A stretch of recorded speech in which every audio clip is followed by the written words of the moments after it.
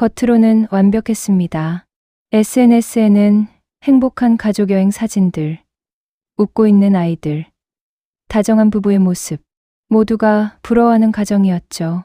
하지만 문이 닫히는 순간 완전히 다른 일들이 벌어졌습니다. 오늘 이야기는 15년간 지속된 가정폭력, 그리고 마침내 그 굴레에서 벗어나기로 결심한 한 여성과 그녀의 아이들에 관한 이야기입니다.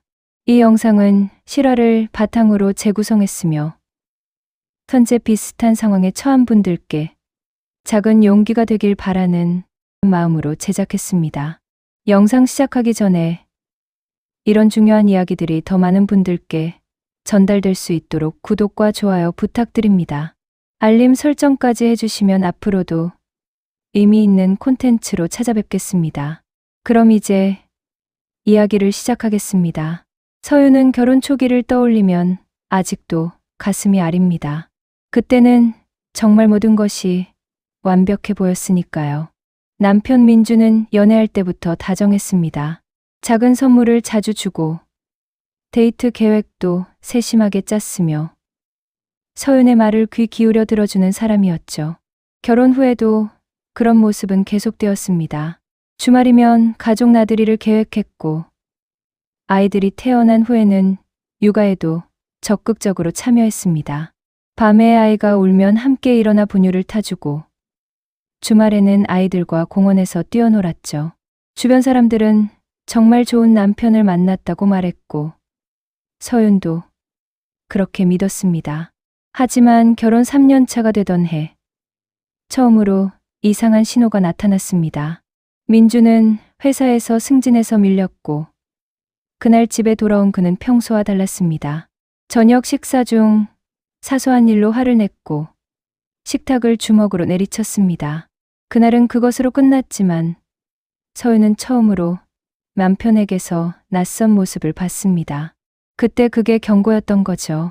하지만 저는 그냥 스트레스를 받아서 그런 거라고 생각했어요. 회사에서 힘든 일이 있으면 누구나 예민해질 수 있잖아요. 서윤의 말대로 처음에는 정말 가끔이었습니다. 몇 달에 한 번 심한 스트레스를 받았을 때만 민주는 화를 냈습니다. 그리고 다음 날이면 어김없이 미안하다고 했죠. 꽃을 사오기도 하고 특별한 외식을 제안하기도 했습니다.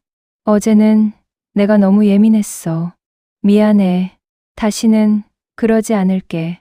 민준의 사과는 늘 진심처럼 들렸습니다.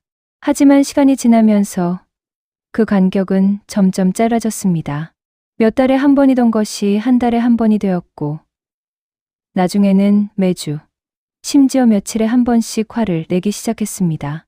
화를 내는 이유도 점점 더 사소해졌죠. 저녁 메뉴가 마음에 안 든다는 이유로, TV, 리모컨을 찾을 수 없다는 이유로, 심지어 아무 이유 없이도 화를 냈습니다. 처음에는 제 잘못인 줄 알았어요. 제가 좀 더 신경 써서 집안일을 하고 남편의 기분을 잘 살피면 괜찮아질 거라고 생각했죠. 그래서 더 열심히 했어요. 집은 항상 깨끗하게 유지하고 음식도 정성껏 만들고 남편이 좋아할 만한 것들을 준비했어요. 하지만 서윤의 노력과 상관없이 상황은 나아지지 않았습니다. 오히려 민준의 요구는 더 늘어났고 화를 내는 빈도도 높아졌습니다. 그리고 단순히 소리를 지르는 것을 넘어서 물건을 던지기 시작했습니다. 처음에는 쿠션이나 리모컨 같은 가벼운 것들이었지만 점차 컵이나 접시처럼 위험한 물건들로 바뀌었죠. 첫째, 아이 지우가 5살이 되던 해, 아이는 처음으로 아빠의 그런 모습을 목격했습니다. 저녁 식사 후 민준이 화를 내며 의자를 발로 차는 모습을 본 지우는 그날 밤 악몽을 꾸었습니다. 서윤은 아이를 안고 등을 토닥이며 생각했습니다. 이건 아니야. 아이들에게 이런 모습을 보여줘선 안 돼.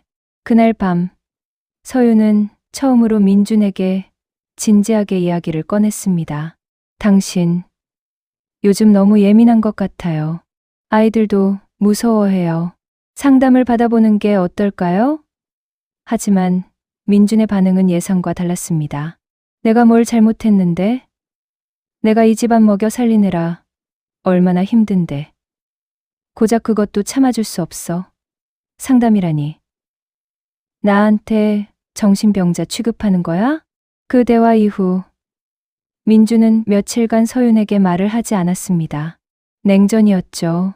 집안 분위기는 얼어붙었고 아이들도 눈치를 보기 시작했습니다. 결국 서윤이 먼저 미안해요.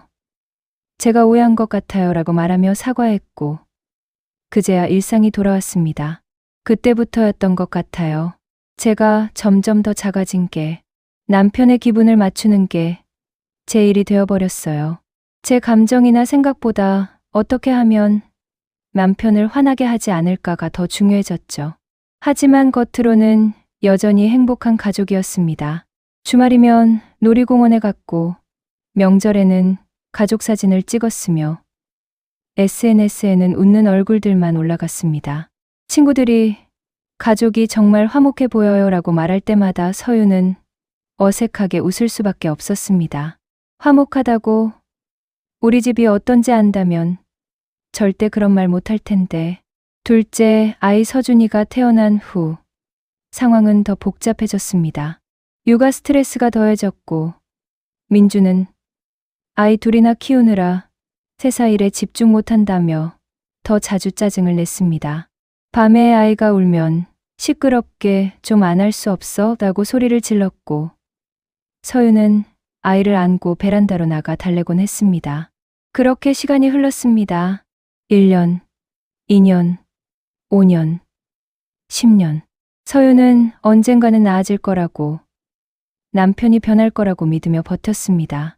아이들을 위해서라도 가정은 지켜야 한다고 생각했죠. 하지만 상황은 나아지지 않았습니다. 오히려 점점 더 나빠지고 있었습니다. 결혼 10년 차가 되던 해, 서윤은 자신이 완전히 다른 사람이 되어버렸다는 것을 깨달았습니다. 예전에 밝고 자신감 넘치던 모습은 온데간데 없고 늘 눈치를 보고 조심스러워하는 사람이 되어 있었죠. 민준의 통제는 점점 더 심해졌습니다. 처음에는 저녁 메뉴에 대한 간섭으로 시작했지만 이제는 서윤의 모든 일상을 통제하려 했습니다. 오늘 누구 만났어? 몇 시에 어디 갔다 왔어? 그 돈은 뭐에 썼어?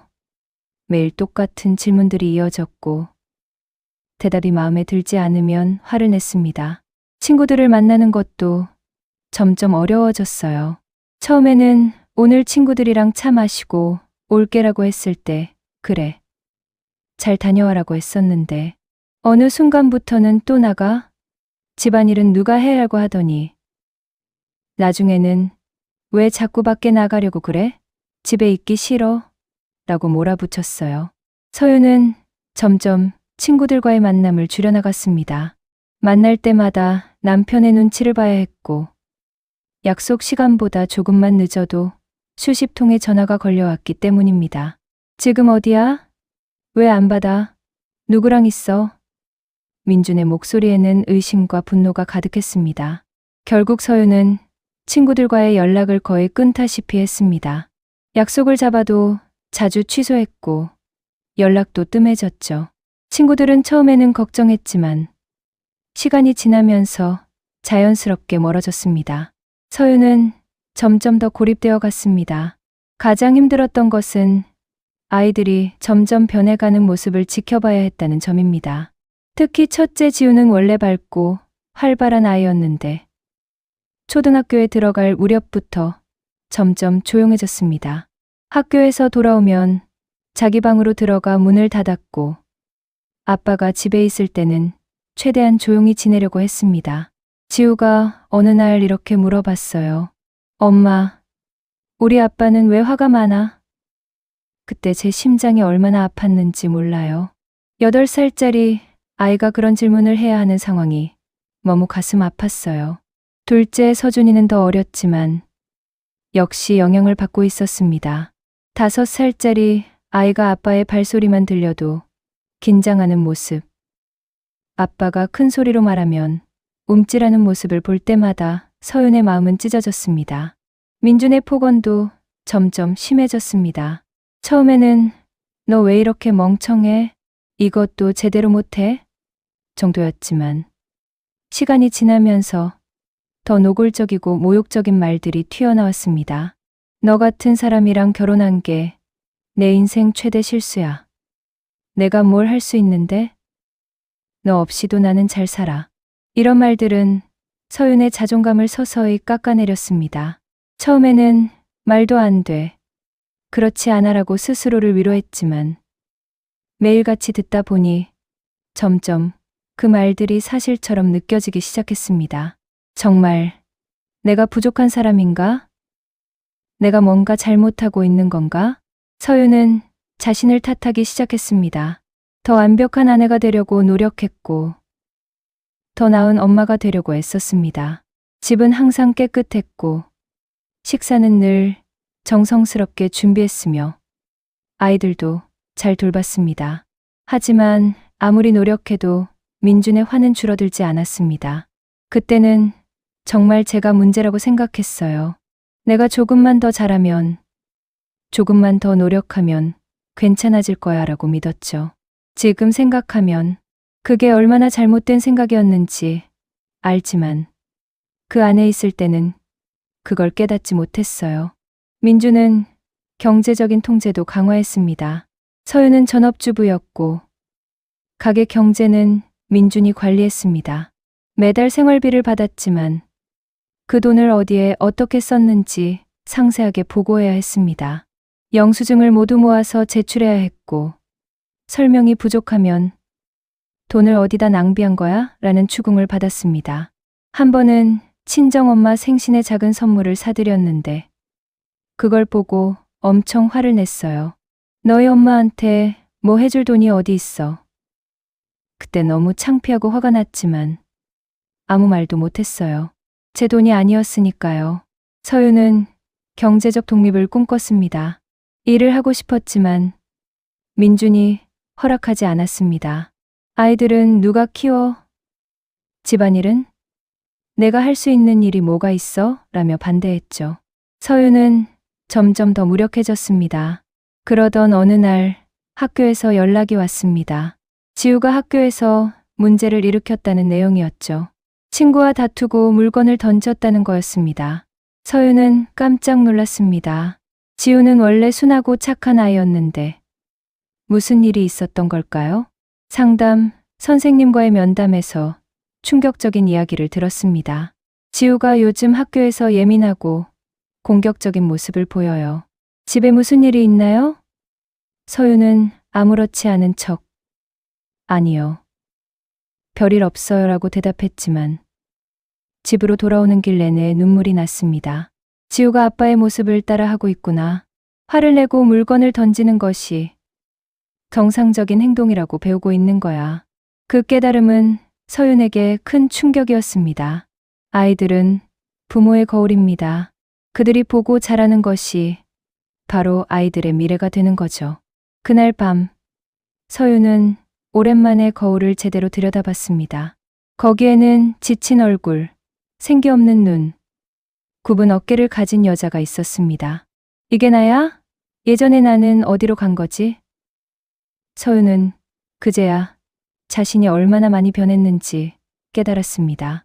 하지만 여전히 떠날 용기는 없었습니다. 아이들에게는 아빠가 필요해. 이혼은 아이들에게 상처가 될 거야. 그냥 조금만 더 참으면 언젠가는 나아지겠지. 서윤은 스스로를 설득하며 또다시 버티기로 했습니다. 결혼 15년 차가 되던 어느 가을 저녁, 서윤의 인생에서 가장 길었던 밤이 시작되었습니다. 그날은 평범한 목요일이었습니다. 서윤은 저녁으로 아이들이 좋아하는 돈가스를 준비했고 지우와 서준이는 식탁에서 학교 이야기를 나누고 있었습니다. 민주는 평소보다 조금 늦게 퇴근했는데 현관문을 열고 들어올 때부터 분위기가 심상치 않았습니다. 뭐야? 오늘 메뉴가 돈가스야? 어제도 튀긴 음식 먹었잖아. 민준의 첫마디였습니다.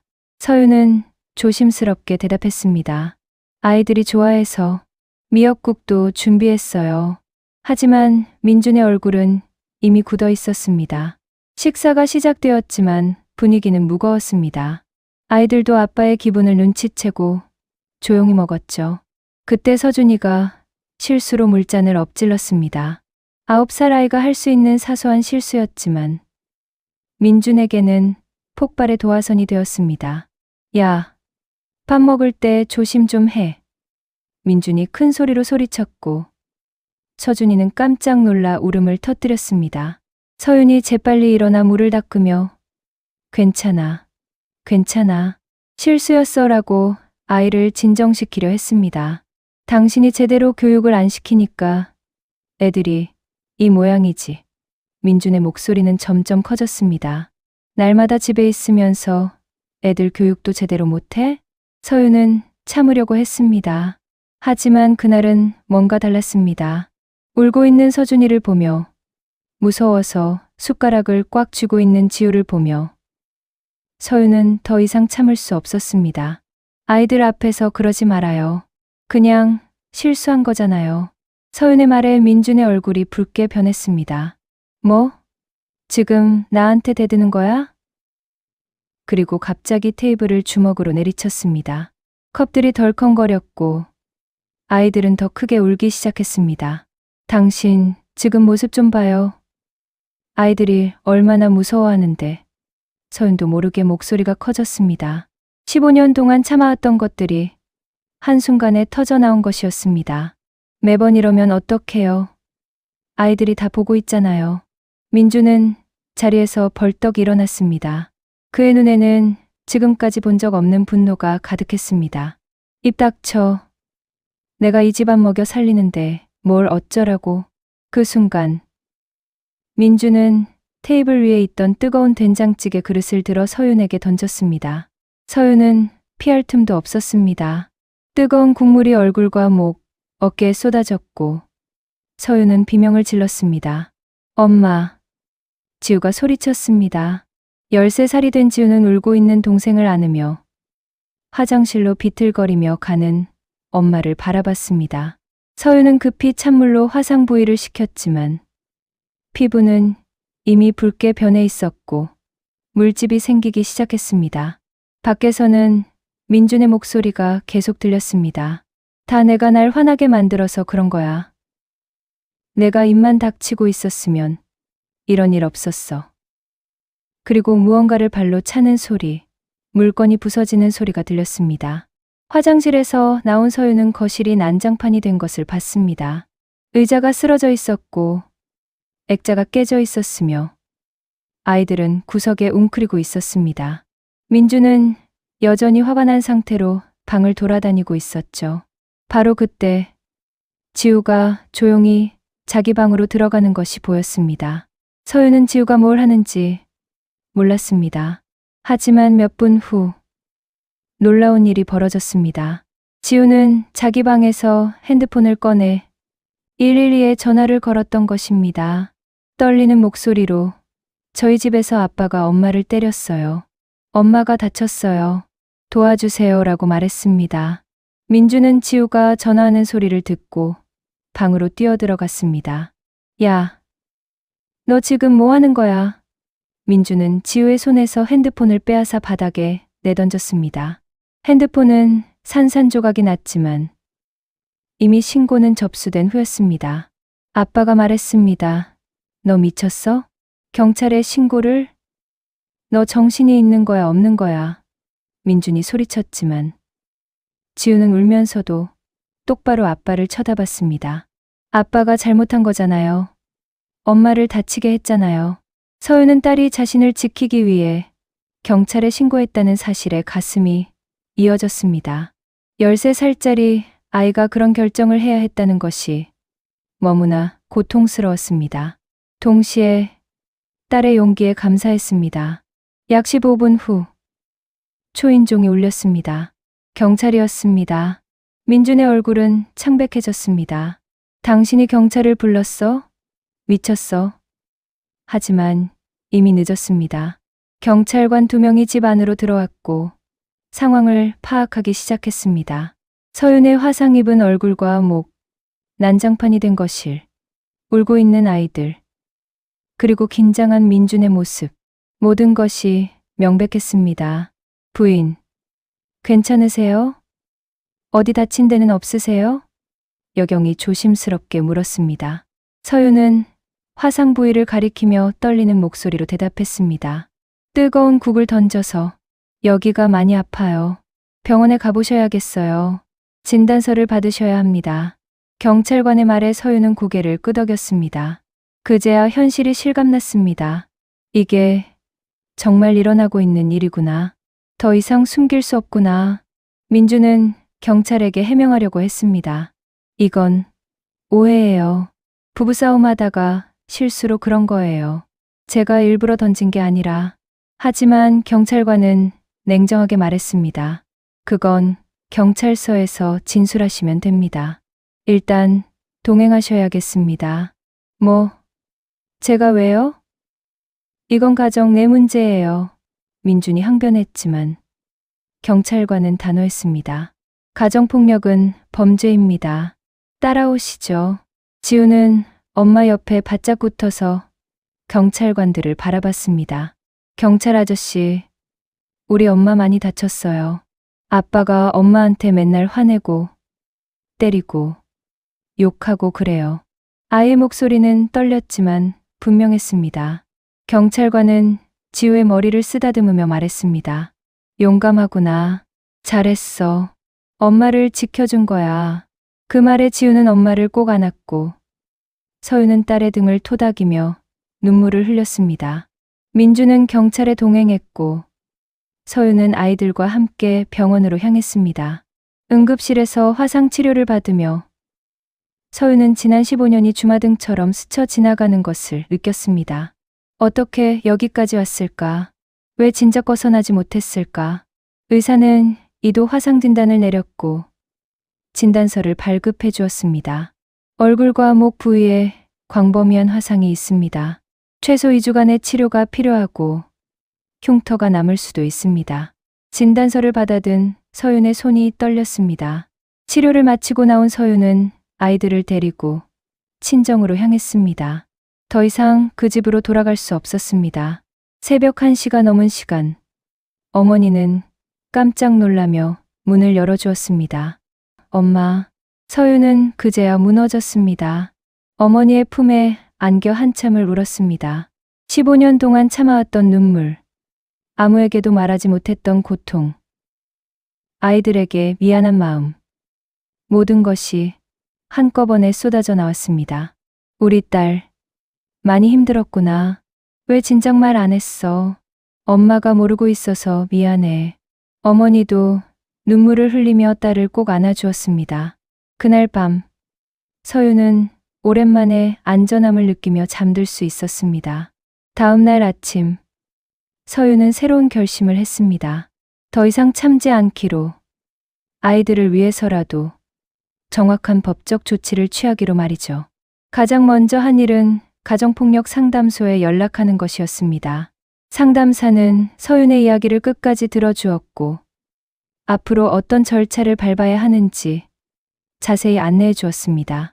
우선 접근금지 가처분 신청을 하시는 게 좋겠어요. 그리고 이혼 소송과 함께 상해죄로 형사고소도 고려해 보세요. 지금까지 모아두신 증거가 있다고 하셨죠? 상담사의 목소리는 따뜻하면서도 전문적이었습니다. 서윤은 고개를 끄덕였습니다. 네, 녹음 파일이랑 문자 메시지, 사진들이 있어요. 그동안 혹시 몰라서 모아뒀어요. 사실 서윤은 2년 전부터 남편의 폭언과 행동을 기록해왔습니다. 당장 뭔가를 할 용기는 없었지만 언젠가 필요할 거라는 생각에 증거를 모아둔 것이었습니다. 아주 잘하셨어요. 그 증거들이 큰 도움이 될 겁니다. 그리고 어제 받으신 진단서도 중요한 증거가 되고요. 상담사는 서윤에게 변호사를 연결해 주었고 법률 상담 일정을 잡아주었습니다. 며칠 후 서윤은 변호사 사무실을 찾았습니다. 40대 중반의 여성 변호사는 서윤의 사례를 꼼꼼히 검토했습니다. 증거가 충분합니다. 녹음 파일에서 폭언과 협박이 명확하고 문자 메시지도 학대의 패턴을 보여주고 있어요. 그리고 무엇보다 이번 화상 사건의 진단서와 경찰 신고 기록이 결정적이에요. 변호사는 계속해서 설명했습니다. 우선 접근금지 가처분을 신청하겠습니다. 남편분이 당신과 아이들에게 접근하지 못하도록 법원 명령을 받는 거예요. 그리고 동시에 이혼 소송과 상해죄, 형사고소를 진행하겠습니다. 아이들은 어떻게 되나요? 서윤이 가장 걱정하는 부분이었습니다. 친권은요? 걱정하지 마세요. 이런 경우 법원은 아이들의 안전을 최우선으로 고려합니다. 가정폭력 가해자에게 친권을 주는 경우는 거의 없어요. 오히려 면접교섭권도 제한될 가능성이 높습니다. 변호사의 말에 서윤은 조금 안심했습니다. 법적 절차가 시작되었습니다.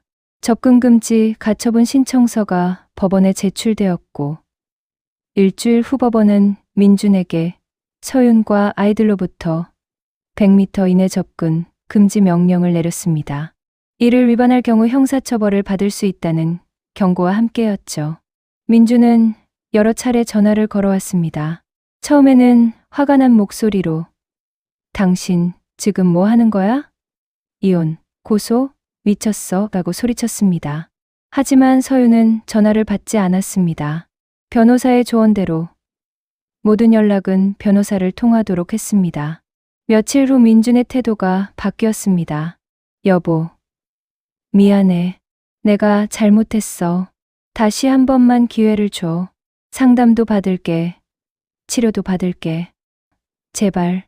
목소리에는 애원이 섞여 있었습니다. 하지만 서윤은 흔들리지 않았습니다. 15년 동안 수없이 들었던 말이었습니다. 미안해. 다시는 안 그럴게. 내가 잘못했어. 매번 같은 말을 했지만 결국 아무것도 변하지 않았습니다. 이번에는 달랐습니다. 변호사님, 제가 흔들리지 않을 수 있을까요? 어느 날 서윤은 변호사에게 솔직하게 물었습니다. 15년을 함께 산 사람인데, 그리고 아이들 아빠인데, 변호사는 서윤의 손을 잡으며 말했습니다. 서윤 씨, 당신이 지금 하고 있는 일은 아이들을 지키는 겁니다. 그리고 당신 자신을 지키는 거예요. 폭력은 절대 사랑이 아닙니다. 진짜 사랑은 상대를 존중하고, 보호하고, 함께 성장하는 거예요. 그 말이 서윤에게 큰 힘이 되었습니다. 맞아요. 이건 아이들을 위한 선택이고, 자신을 위한 선택이었습니다. 이 과정에서 서윤은 심리 상담도 시작했습니다. 상담사는 서윤이 겪은 것이 전형적인 가정폭력의 사이클이라고 설명해 주었습니다. 폭력 후회와 사과, 일시적 평화, 긴장, 축적, 다시 폭력. 이게 계속 반복되는 거예요. 그리고 시간이 지날수록 폭력의 강도는 강해지고 평화의 기간은 짧아지죠. 제가 남편을 그렇게 만든 건 아닐까요? 제가 좀 더 잘했으면. 서윤은 여전히 자신을 탓했습니다. 아니에요. 서윤 씨, 폭력의 책임은 100% 가해자에게 있습니다. 어떤 상황에서도, 어떤 이유에서도 폭력은 정당화될 수 없어요. 당신은 잘못한 게 없어요. 상담사의 단호한 말에 서윤은 눈물을 흘렸습니다. 그동안 자신을 탓하며 살아왔는데 처음으로 당신은 잘못이 없다는 말을 들었습니다. 그 말이 서윤의 마음에 작은 치유를 가져다 주었습니다. 아이들도 상담을 받기 시작했습니다. 특히 지우는 그날 밤 경찰에 신고한 일로 죄책감을 느끼고 있었습니다. 엄마, 내가 아빠를 나쁜 사람으로 만든 건 아니지? 아동 심리 상담사는 지우에게 말했습니다. 내가 한 일은 정말 용감한 거야. 너는 엄마를 지켰어. 그건 잘못된 게 아니라 아주 옳은 일이었어. 아빠가 한 행동은 아빠의 선택이고 그 책임은 아빠에게 있는 거야. 몇 주간의 상담을 통해 지우는 조금씩 밝아졌습니다. 동생 서준이도 마찬가지였습니다. 더 이상 무서운 분위기 속에서 살지 않아도 된다는 것, 큰 소리에 움찔하지 않아도 된다는 것을 깨닫기 시작했습니다. 한편 형사사건도 진행되었습니다. 경찰 조사에서 민주는 여전히 실수였다. 의도하지 않았다고 주장했지만 증거는 명백했습니다. 목격자인 아이들의 진술, 진단서, 집안에 파손된 물건들, 그리고 과거의 폭력을 증명하는 녹음 파일과 문자 메시지들. 검찰은 민준을 상해죄로 기소했고 재판이 시작되었습니다. 법정에서 서윤은 처음으로 민준과 마주했습니다. 15년을 함께 살았던 사람, 한때 사랑했던 사람, 아이들의 아버지. 하지만 이제는 자신과 아이들에게 상처를 준 사람. 민준의 변호사는 우발적 행동, 부부간의 다툼, 과도한 스트레스 등을 이유로 선처를 호소했습니다. 하지만 서윤의 변호사는 15년간의 지속적인 학대 패턴, 아이들이 겪은 심리적 트라우마, 그리고 이번 화상 사건의 심각성을 강조했습니다. 재판은 몇 달에 걸쳐 진행되었습니다. 그 과정이 쉽지는 않았습니다.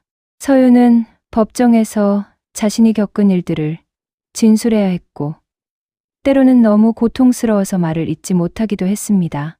하지만 변호사와 상담사의 지지, 그리고 무엇보다 아이들을 지켜야 한다는 책임감이 서윤을 버티게 했습니다.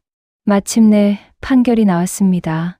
민준은 상해죄로 징역 8개월의 집행유예 2년을 선고받았고 200시간의 사회봉사와 함께 폭력 예방 교육 이수 명령을 받았습니다.